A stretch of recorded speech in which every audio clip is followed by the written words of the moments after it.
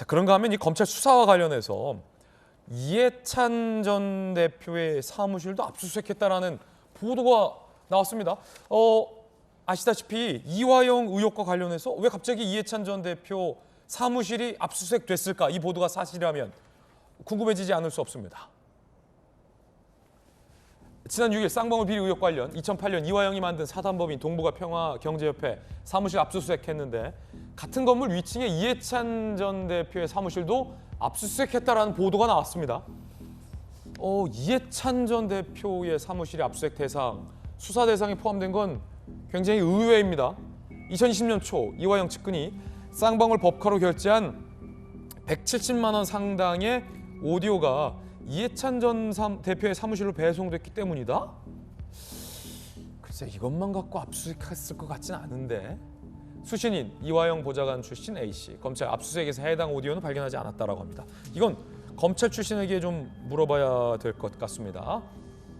이해찬 대표 측은 2020년 8월부터 협회 이사장을 맡았다. 그 전에 이화영 결제한 내용은 이 전 대표 무관하다라는 반박을 했습니다.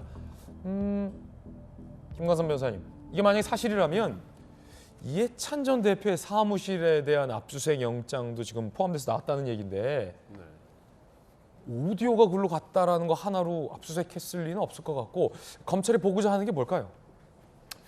물론 이제 법인카드 내역을 조사하다 보니까 이제 그 중에 사용 내역이 이제 170만 원 오디오가 있었다는 거예요. 근데 그 오디오가 이해찬 대표가 대표를 맡고 있는 이해찬 전 대표가 동북아 평화경제협회 사무실로 배달이 됐다는 거잖아요.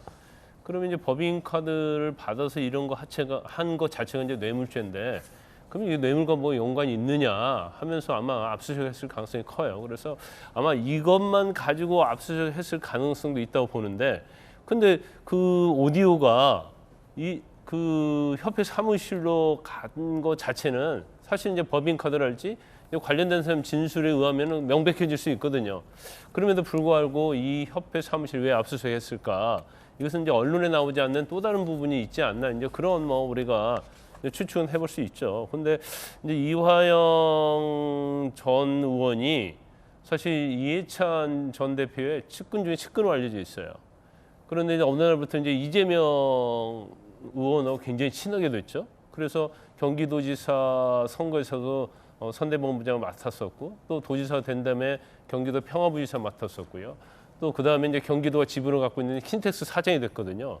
그리고 어떻게 보면 의원 한 번 하고 그만뒀는데 굉장히 어떻게 보면 승승장구 잘 나간 거예요. 그러면서 이해찬 전 대표의 측근에서 이재명 의원의 측근으로 어떻게 보면 이제 변신을 하면서 거기 이제 쌍방울과 관련된 계속 문제가 이제 발생하고, 뇌물이랄지 아니면 북한과 어떤 사업 협력을 쌍방울과 하는데 거기서 징검다리 역할을 다 해준 것이 아니냐, 그런 의혹을 검찰이 받고 있어요. 그리고 이건 뭐 제 개인적 의견입니다만은 이화영 전 의원이 이해찬 의원의 측근이었잖아요.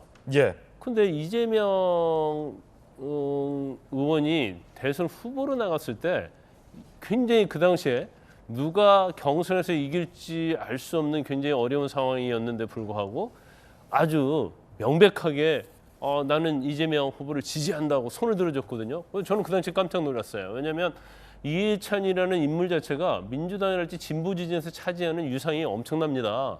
굉장히 커요. 그런데 설사 이재명 후보를 지지하고 싶다 하더라도 굉장히 마음속으로 있다가 막판에 가서 해야 하는데, 초기부터 어떤 기선제압식으로 그쪽으로 갔단 말이에요. 이재명 후보 측으로. 그래서 그때는 뭔가 이상하다, 저는 그런 생각을 했었는데, 지금 이화영 전 의원의 어떤 이런 사건들이 언론에 보도되면서 이화영 전 의원이 중간에서 중간 역할을 하지 않았는가.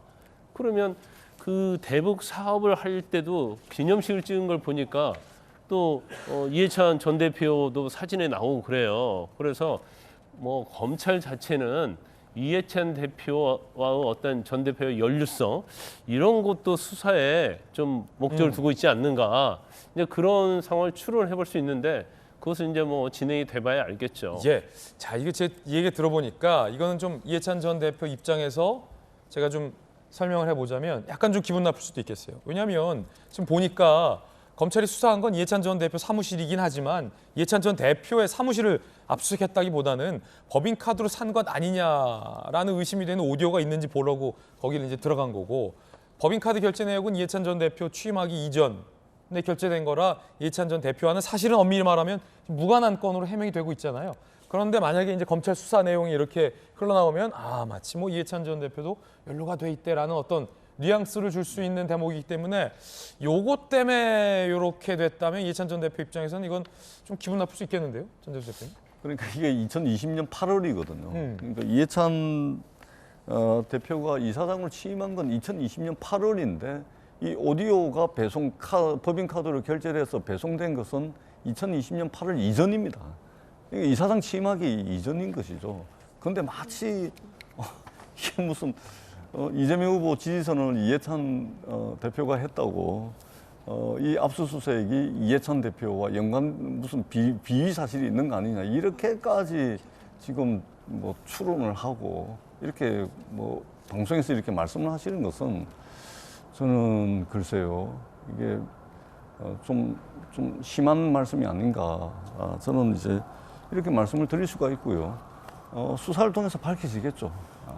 보도록 합시다. 예. 자, 이해찬 전 대표 측 입장까지 보도를 해드렸습니다.